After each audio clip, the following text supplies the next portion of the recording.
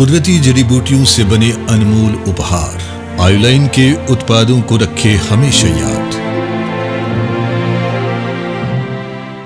नमस्कार, जागो जम्मू न्यूज़ में आपका स्वागत है। मैं हूं किरण वर्मा। तो जम्मू स्पीक्स के माध्यम से जैसे आप जानते हैं कि हम डिफरेंट इशू पे चर्चा करते हैं, तो इस वक्त मेरे साथ बीजेपी के ट्रांसपोर्ट सेल के कन्वीनर हैं आशुतोष गुप्ता जी। उनसे हम जानेंगे कि वो क्या कहना चाहेंगे। आपका स्वागत है सबसे पहले जी। नमस्कार। कि आप कन्वीनर हैं ट्रांसपोर्ट सेल के, तो आपको किस तरह की कोई परेशानी आती है यहाँ पे, जैसे जो आजकल की महंगाई भी है उसके संदर्भ में क्या कहेंगे आप? ट्रांसपोर्ट एक ऐसा डिपार्टमेंट है सर, जहाँ इस रोज कोई ना कोई आए दिन कुछ ना कुछ नया होता ही रहता है। जो ट्रांसपोर्ट के हक में है वो आपको मिलेगा, टाइम लगेगा। जो नहीं हक में, जो गवर्नमेंट के हक में, वो दूसरे दिन ही लागू हो जाएगा आपका। अब देखो, इस समय एलजी की सरकार है, तो एलजी साहब से वो बार बार गुजारिश करनी पड़ती है।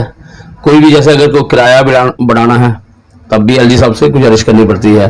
कोई पहले इन्होंने रेक्टोमीटर एक डिवाइस था वो फिट कर रहे थे, तो वो 60,000 रुपये का पड़ता है। जैसे कि कोविड से 2 साल कंटिन्यूसली कोविड रहा है और इतना ज़्यादा हमारे ट्रांसपोर्टर भाई परेशान थे, कईयों के घर में तो चूल्हे भी नहीं जल रहे थे।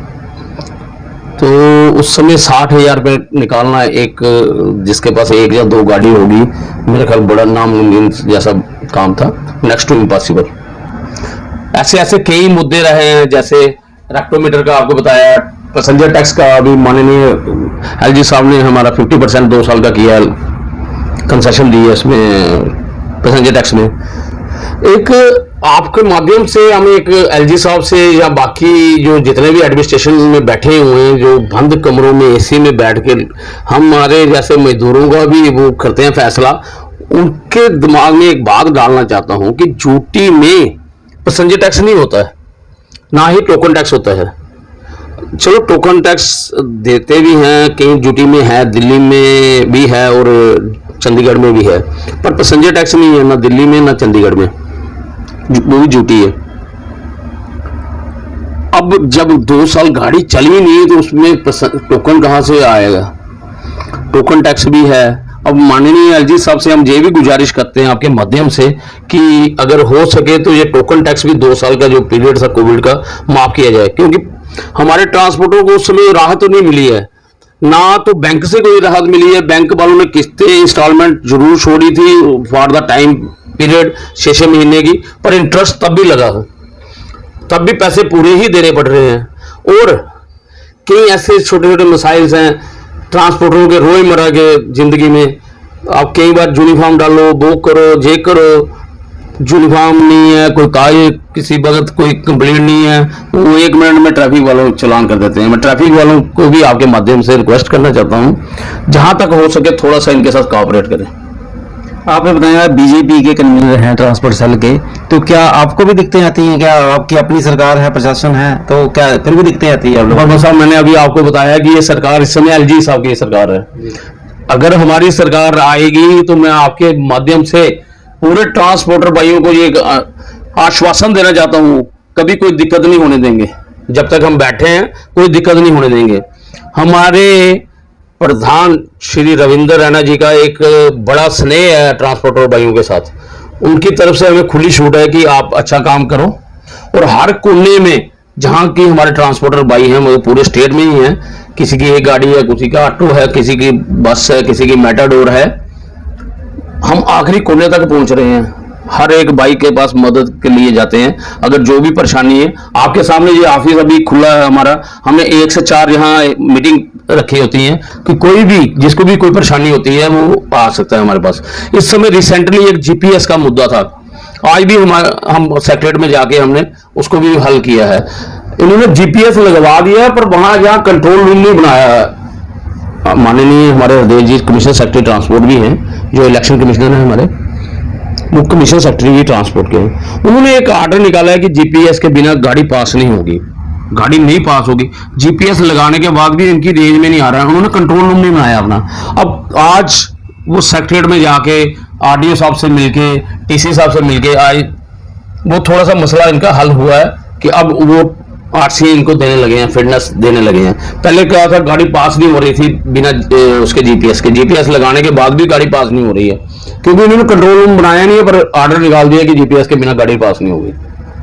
ये जीपीएस के बारे में थोड़ा बताएं, बड़े सारे लोगों को पता भी नहीं होगा कि जीपीएस है क्या, तो इसके बारे में थोड़ा बताएं क्या है ये।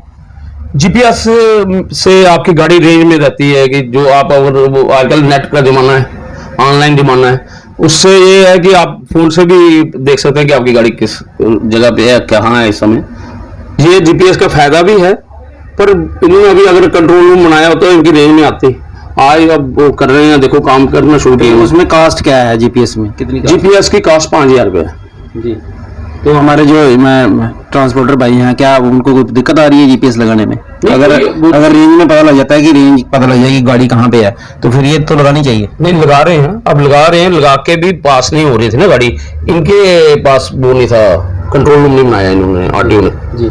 आरटीओ साहब ने अब उनके साथ बात हुई है, तो उन्होंने कहा कि जल्दी इशू हो जाएगा समापन, पर आज उन्होंने फिटनेस देना शुरू कर दी है।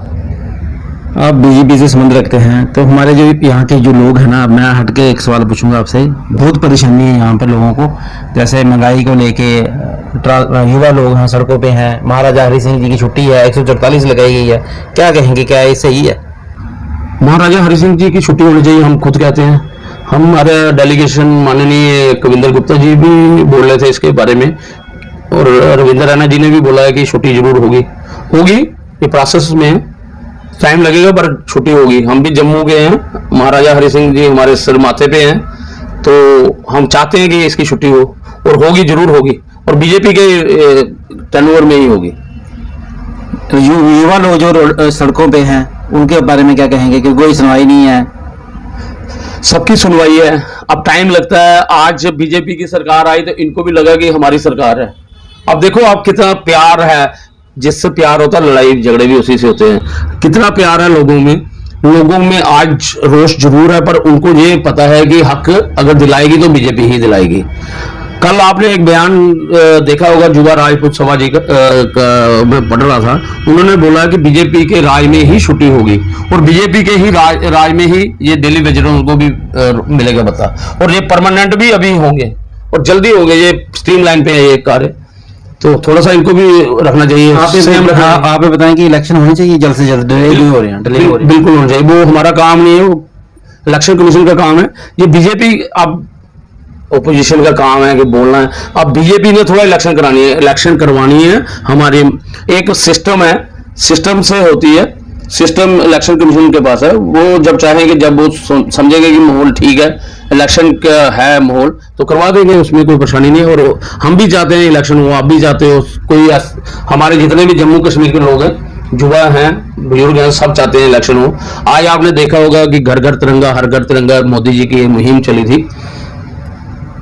लाल चौक में आज तक हमें झंडा चढ़ाने में बड़ी दिक्कत होती थी। जो अपोजिशन में कई ऐसे बोलते थे कि इनको तिरंगा उठाने वाला कोई नहीं होगा।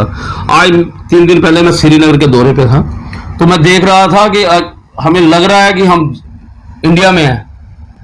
आज तक कभी ऐसा महसूस नहीं हुआ। आप टनल से स्टार्ट हो जाओ, आपको तिरंगे दिखना शुरू हो जाएंगे। बारामूला, शुपैया, कुलगाम, हर जगह तिरंगे लहराए, और बच्चों ने लहराए, स्कूल के बच्चों ने, बड़ों ने, बुजुर्गों ने तिरंगा हाथ में लेकर रैलियां निकाली हैं। आप देख रहे हो कितना बदलाव आया, खुद देख रहे हो आप, इसमें कहने की बात नहीं है। आप ये बताएं कि 25 लाख वोट किसको फायदा होगा उसका? 25 लाख वोट, अब ये मेरे को नहीं पता, उनकी कैलकुलेशन इलेक्शन कमीशन साहब ने किस हिसाब से निकाली है। जो काम करेगा फायदा उसी को। आज लोग बड़े अवेयर हैं, उनको पता है कि कौन काम कर रहा है और कैसा काम कर रहा है। माननीय मोदी साहब की अध्यक्षता में जो काम हुए हैं, शायद ही ये पहले कभी हो 70 साल में हुई हो। आज दुनिया में भारत का एक नाम है, विश्व गुरु बनने जा रहा है भारत। मोदी साहब की अगुवाई में आज भारत विश्व गुरु बनने जा रहा है, और ऐसे ऐसे काम हुए हैं भारत में कि भारत आत्मनिर्भर हुआ है, स्टार्टअप मिले हैं बच्चों को, इतने अच्छे काम हुए हैं कि कभी आपने सुना नहीं होगा कि ऐसे ऐसे काम भी हुए हैं। मानते हैं मोदी साहब ने बहुत अच्छे काम किए हैं, मजबूत किया है देश को, तो मगर जो आम हम लोग हैं ना, हमारे गरीबी रेखा के जो लोग हैं, वो बहुत परेशान हैं। सिलेंडर 1100 रुपए का है, महंगाई इतनी है, वो क्यों हो रही है महंगाई, उसके बारे में क्या कहेंगे? भाई साहब, अगर हम सहूलत भी चाहते हैं, कहते हैं महंगाई, अब 1100 का सिलेंडर, आज से अगर 8 साल पहले आप देखा तो 550-600 का था। अगर 8 साल में अगर 500 रुपये बढ़ भी गया तो इतना बड़ा कोई ज्यादा इशू नहीं है। महंगाई का भी कई जगह आप इसका कहना भी सच है, कई जगह बढ़ी भी है महंगाई, पर अगर देखें तो वो उसी पे उसमें भी थोड़ा कंट्रोल आ रहा है, आस्ता आस्ता अपने आप आएगा, सिस्टम ऐसा चलने लगेगा। अब देखो आप स्मार्ट सिटी बढ़ रही है, हमारे माननीय मेयर चंद्रमोहन जी की अध्यक्षता में जहाँ जम्मू में जो काम हो रहे हैं, पहले कभी इतने बड़े बड़े नाले देखे थे, आप बाहर से आ रहे हैं, आप देखो कितनी अच्छी रोड बनने लगी है, कितने अच्छे नाले, इतनी मोटी मोटी लुक आज तक मैंने नहीं देखी अपने जिंदगी में। मेरी भी 50 साल उम्र होने वाली है, मैंने ऐसी सड़कें आज तक नहीं देखी। अब टाइम लगेगा, अब जम्मू को देखो आप, इतना अच्छा खूबसूरत बनेगा, और 2 साल के बाद आप बात करेंगे हम आपके साथ, और फिर पूछेंगे कि आप बताओ जम्मू कहाँ है। एक और प्रश्न है अंत में पूछूंगा मैं, अपोजिशन के जो लोग हैं 25 लाख वोट, कम से कम 15 MLA, ये कहना है अपोजिशन के लोगों का कि 15 MLA की बढ़त होगी इससे, तो इसका बेनिफिट जम्मू को ज्यादा होगा। हाँ बिल्कुल होना भी चाहिए जम्मू में। कश्मीर में चंद फैमिलियों ने ही वो इसका बेनिफिट उठाया है, गिन के 100 फैमिली ऐसी होंगी जिन्होंने फायदा उठाया है। अगर आप ग्रास रूट पे वहां श्रीनगर में देखें तो आम पब्लिक को कभी फायदा नहीं हुआ है। अगर फायदा हुआ है चंद परिवारों को फायदा हुआ है, चाहे वो मुफ्ती फैमिली है, चाहे वो अब्दुल्ला फैमिली है, इन्हीं को फायदा हुआ है, बाकी आम जनता को तो कोई फायदा नहीं हुआ। अगर ये कह रहे हैं 25 लाख या 15 लाख वोटर बढ़ रहा है, तो आज अगर गुज्जरों को हक दे रहे हैं, वेस्ट पाकिस्तानी रिफ्यूजी को हक दे रहे हैं, तो इसमें किसी को दिक्कत क्या है? वो भी तो हमारे ही हिस्सा है। अगर उनको अगर आज बेनिफिट मिलता है तो उनके लिए भी बहुत अच्छी है, वो एक प्रगति के लिए वो भी कार्य करेगी। आप कब बने थे ट्रांसपोर्ट सेल के कन्वीनर, और क्या है कि मैसेज देना चाहेंगे, ये थोड़ा बताएं दर्शकों। हाँ 2 साल से ऊपर हो गया मेरे को। तो भारतीय जनता पार्टी ने हमेशा हर एक का, एक तो हमारे माननीय प्रधानमंत्री जी का एक मैसेज है, सबका साथ सबका विकास सबका विश्वास। तो आज ये मैसेज जनता को दे रहे हैं हम कि अब की बार 50 पार, और फुल मेजॉरिटी में हम आपके सामने आएंगे। जैसे ही कभी भी इलेक्शन का शायद मुझे लग रहा है कि जैसे जितनी सरगर्मी से अभी ये चल रही है, कल भी ये हमारे माननीय होम मंत्री मिनिस्टर श्री अमित शाह जी ने भी एक बैठक ली थी। तो मुझे लग रहा है जिस हिसाब से प्रोसेस चल रहा है, जल्दी इलेक्शन होगी और जल्दी इस बार 50 के पार ही जाएगी बीजेपी। फुल मेजॉरिटी में कश्मीर में भी हम सीटें लेंगे 10 से 15 तक। पूरी उम्मीद है आपको भी 50 के पार होगी इस बार? उम्मीद ही क्या है, आनी 50 के पार है, मुझे लग रहा है 60 तक जाएंगे हम। तो जोश है, आप देखो युवाओं में काफी जोश है। हमारे युवाओं ने एक रैली निकाली थी लाल चौक से करगिल, और मुझे लग रहा है इतनी अच्छी रैली आज तक नहीं हुई है कभी कश्मीर में। जी धन्यवाद जी आपका।